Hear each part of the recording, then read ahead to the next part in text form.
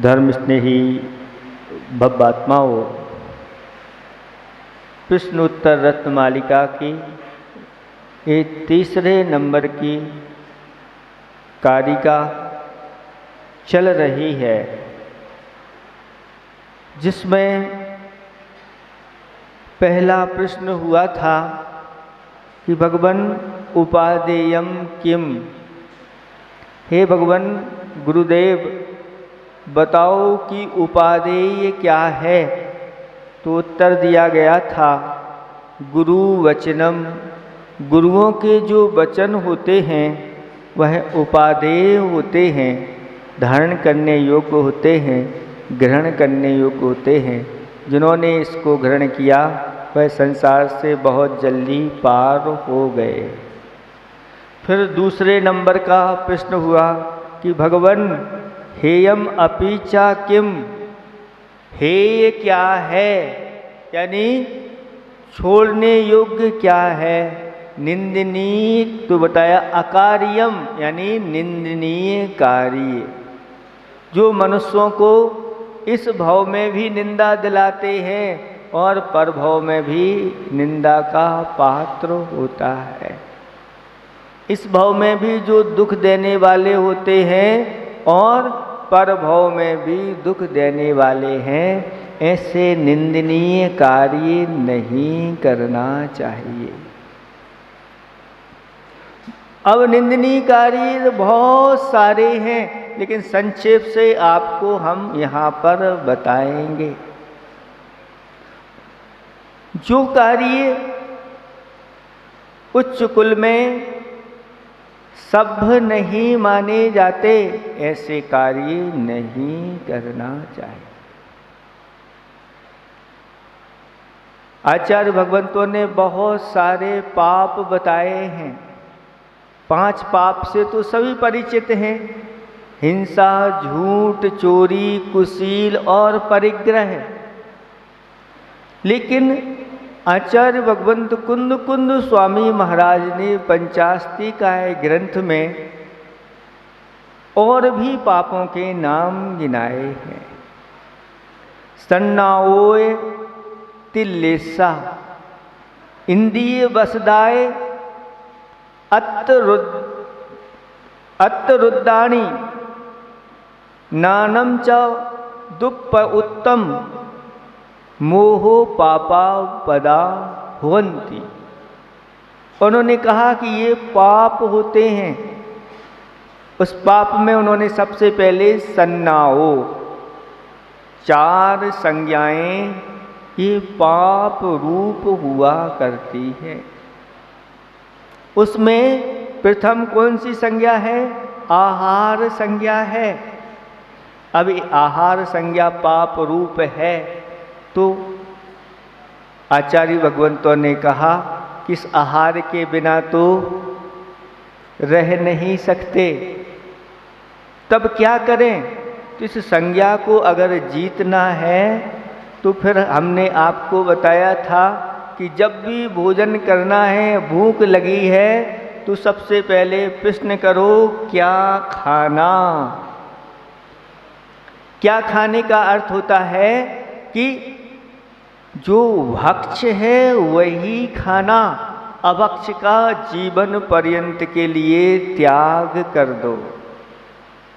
कुछ ऐसे पदार्थ होते हैं जो अभक्ष की कोटि में आते हैं, जैसे मांस है ना।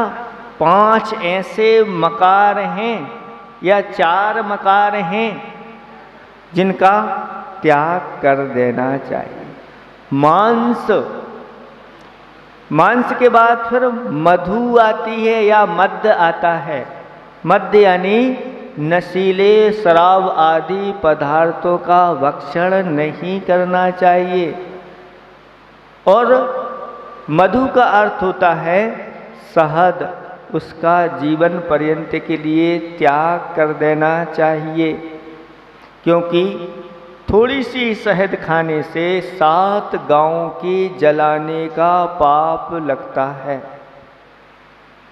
ऐसा क्यों होता है? तो मधुमक्खी के जो छत्ते होते हैं और उसमें छोटे छोटे बहुत सारे घर बने रहते हैं।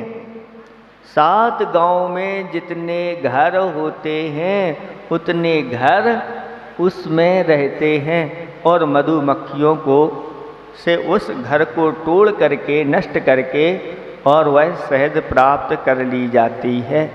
इसलिए उसका भक्षण नहीं करना। साथ साथ में उसमें बहुत सारे कीटाणु उत्पन्न हो जाते हैं।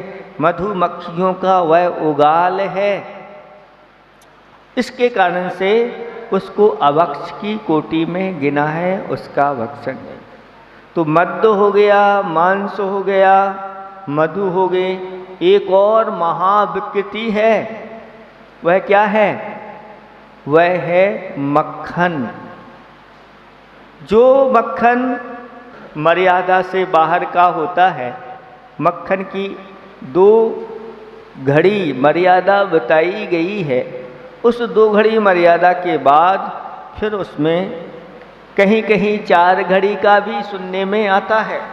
लेकिन जब भी मर्यादा बताई जाती है तो बड़ी वाली मर्यादा ग्रहण नहीं करना चाहिए, छोटी वाली ही मर्यादा ग्रहण करना चाहिए। क्या पता दोनों कथन हैं और दोनों कथन में कोई एक कथन सही है। अगर पहले वाला कथन सही हुआ तो हम तो दोषी हो जाएंगे। इसलिए हमें पहले वाला कथन ही स्वीकार करना चाहिए, 2 घड़ी वाला ही स्वीकार करना चाहिए, 4 घड़ी वाला नहीं। तो 2 घड़ी के बाहर जो मक्खन आदि ग्रहण किया जाता है उसमें भी तज्जाति संबंधी पंचेंद्रिय जीवों की उत्पत्ति हो जाती। और दूध वगैरह भी जो मर्यादा का होता है उसी को ग्रहण करना चाहिए। अगर वह दूध की मर्यादा समाप्त हो गई उसमें भी तज्जाति संबंधी पंचेंद्रिय जीवों की उत्पत्ति हो जाती है। आजकल वर्तमान में पैकेट वाला दूध चलता है, वह सब अभक्ष की कोटि में आता है। जैन कुल में तुरंत दूध लगवाया जाता है और दूध लगवा करके उसको आकर के तुरंत अग्नि पर तपा दिया जाता है। 48 मिनट के अंदर लगभग जब वह लगता है, लगने के बाद, लगते समय नहीं, लगने में जितना समय लग गया लग जाने दो, लेकिन वहाँ से 48 मिनट के अंदर अंदर उसको गर्म कर लिया जाता है। अगर गर्म नहीं करते और ठंडा ही बना हुआ है तो उसमें जीवों की उत्पत्ति हो जाती है। गाय का दूध है तो गाय के आकार के उसमें सूक्ष्म जीव उत्पन्न हो जाते हैं, उसी वर्ण वाले। सफ़ेद दूध है तो सफ़ेद के इंद्रिय जीव, सम्मूर्छन जीव उसमें उत्पन्न हो जाते हैं। भैंस का है तो भैंस के आकार के उसमें पंचेंद्रिय जीव उत्पन्न हो जाते हैं, ये रसाइया कहलाते हैं। प्रतिक्रमण करते हैं, उस प्रतिक्रमण में पंचेंद्रिय जीवों के बारे में आया। अंडाइया, पोदाइया, जराइया, रसाइया, संसेदिमा, सम्मुच्छमा, उभेदिमा, उपादिमा, ये पंचेंद्रिय जीवों के भेद बताए। अंडाइया वो कहलाते हैं जो अंडे से उत्पन्न होते हैं, पंचेंद्रिय जीव वो अंडाइया। पोदाइया पोत जीव जो जन्म लेते ही चलने फिरने लगते हैं, उनके ऊपर किसी प्रकार का आवरण नहीं होता, वो पोत कहलाते हैं। जराइया जो जन्म लेते ही जिनके ऊपर जरायुज चढ़ी रहती है, एक थैली, मांस आदि की थैली उनके ऊपर रहती है, उस थैली से युक्त होकर के जिनका जन्म होता है वो जराइया कहलाता है। और रसाइया यानी रस में उत्पन्न होने वाले ये जीव होते हैं। जैसे गोरस में उत्पन्न हो गए तो ये सब रसाइया कहलाते हैं। उभेदिमा, उपादिमा कुछ ऐसे होते हैं कि धरती के अंदर होते हैं, दिखाई नहीं होते, और धरती में से वह निकल आते। कुछ पत्थरों के अंदर भी होते हैं, उनको फोड़ो तो उनमें से मेढक आदि निकल आते। तो ये अंडाइया, जराइया, पोदाइया, रसाइया, संसेदिमा। संसेदिमा का अर्थ होता है जो अपने पसीने आदि में भी पंचेंद्रिय आदि जीवों की उत्पत्ति हो जाती। और भी सम्मूर्छन पंचेंद्रिय जीव, यहाँ तक कि मनुष्य भी सम्मूर्छन पंचेंद्रिय जीव हुआ करते हैं। शरीर के ऐसे गुप्तांगों में भी इनकी उत्पत्ति हो जाती है, मलमूत्र आदि में भी उत्पत्ति इनकी हो जाती है। इसलिए आचार्य भगवंतों ने कहा कि दूध आदि को मर्यादित ग्रहण करना चाहिए। अब अमर्यादित दूध की जो भी चीज़ें बनी हुई हैं, चाहे वह मावा हो, चाहे वह रबड़ी हो, चाहे वह दही हो, चाहे वह मक्खन हो, चाहे लस्सी आदि हो, अमर्यादित दूध की सारी बनी हुई चीज़ें अवक्ष की कोटि में आती है। इसलिए इनको ग्रहण नहीं करना, ये लेने योग्य नहीं होती। इसी प्रकार से और भी बहुत सारी चीज़ें हैं। तो 5 उदुम्बर फल, बड़, पीपल, ऊमर, पाकर, कठूमर, अंजीर। वर्तमान में एक अंजीर आता है सूखा हुआ, और डॉक्टर लोग भी उसको बता देते हैं, वह उन्हीं अवक्ष फलों का सूखा हुआ हिस्सा रहता है, वह ग्रहण करने योग्य नहीं है। ना तो गीला ग्रहण करना, ना ही सूखा ग्रहण करना। इनमें सम्मूर्छन त्रस्त जीवों की उत्पत्ति हो जाती है, तो ये ग्रहण नहीं करना। साथ साथ में और भी बहुत सारे अवक्ष बताए गए हैं। 22 अवक्ष आप जिनवाड़ी में पढ़ सकते हैं। ये सारे 22 अवक्षों का संकल्प पूर्वक त्याग होना चाहिए। जो मर्यादा से बाहर हो गए उनमें भी सम्मूर्छन जीवों की उत्पत्ति होती है, जिसको आप बासे पदार्थ बोलते हैं। बासा पदार्थ हो गया यानी थोड़ा सा उसमें अलग प्रकार की गंध आने लगती है, उसका स्वाद भी अलग हो जाता है, और बासी वस्तु जो होती है वह प्रमाद वर्धक हो जाती है। बासा भोजन करोगे, बासी चीज़ें खाओगे तो बहुत जल्दी प्रमाद आने लगता है, निद्रा आदि आने लगती है, बार बार उमासी आती रहती है। इसलिए नहीं, इनका भक्षण नहीं करना चाहिए। और भी जो बरसात में, शीतकाल में और ग्रीष्मकाल में जो मर्यादा बताई गई है वो मर्यादा, अथवा जो चलित रस हो जाते हैं उनको भी ग्रहण नहीं करना चाहिए। जिनका स्वाद बिगड़ गया है, स्वाद से जो चलित हो गए हैं, ऐसे आज के बने वस्तुएं भी अगर वह स्वाद बिगड़ गया है तो उनको ग्रहण नहीं करना चाहिए। आपने कोई भी रस आदि तैयार किए हैं और वह अगर विकृत हो जाते हैं, इसका अर्थ है कि उसमें जीवों की उत्पत्ति हो गई। कुछ ऐसी वस्तुएं आती हैं जिनमें दाग आदि हो जाते हैं, जैसे फल हैं, उन फल में थोड़ा सा दाग दिखाई दे रहा है, समझ लेना उतने स्थानों में त्रस्त जीवों की उत्पत्ति हो गई। आज वर्तमान में ऐसी व्यवस्थाएं हो गई हैं आपकी, कोल्ड स्टोर।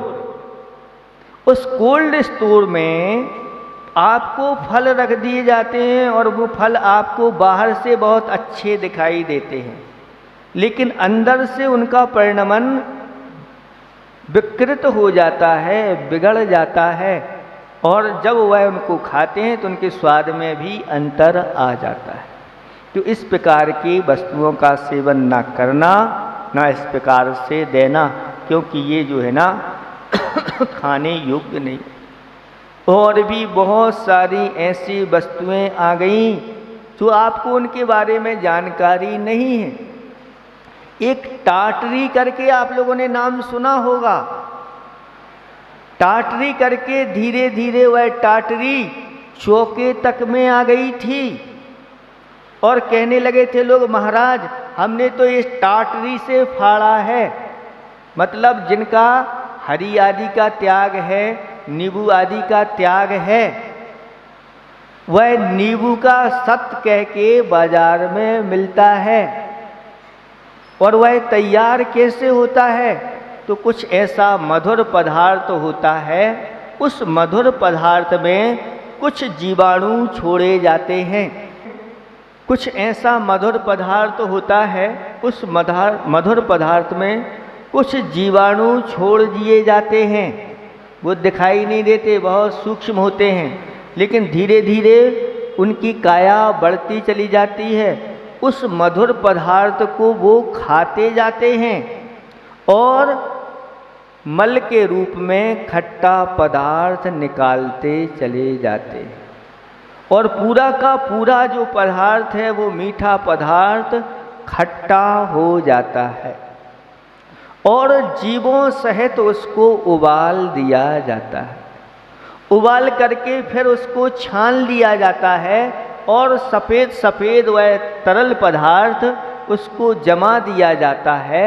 वह क्रिस्टल के रूप में नमक जैसा अथवा मिश्री जैसा वह पदार्थ रहता है, जिसको टाटरी बोलते हैं। ये टाटरी क्या है आप लोगों ने समझ लिया।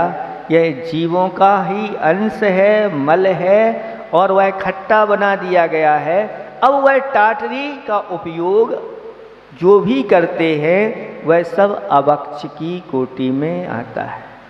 आप लोग घर में तो नहीं करते, नहीं करना, लेकिन बाजार में भी कुछ ऐसी वस्तुएं जो बाजार का खाने वाले हैं, थोड़ी सी टाटरी डालो और फुल्की का पानी तैयार है। थोड़ी टाटरी डालो तो खटमिठा पदार्थ आपको मिल जाएगा। ये सारी चीज़ें बाजार में खटमिट्टी मिलती हैं, टाटरी डाल करके ही इनका प्रयोग किया जाता है। इसलिए इन सबको आपको तिलांजलि देना चाहिए। इसी प्रकार से एक आता है अजीनोमोटो।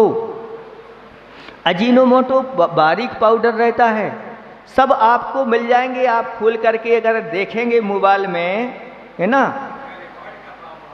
हाँ, ये अजीनोमोटो है। अजीनोमोटो क्या रहता है? ये पाउडर रहता है। बताते हैं वह भी जीवों का ही अंश हुआ करता है।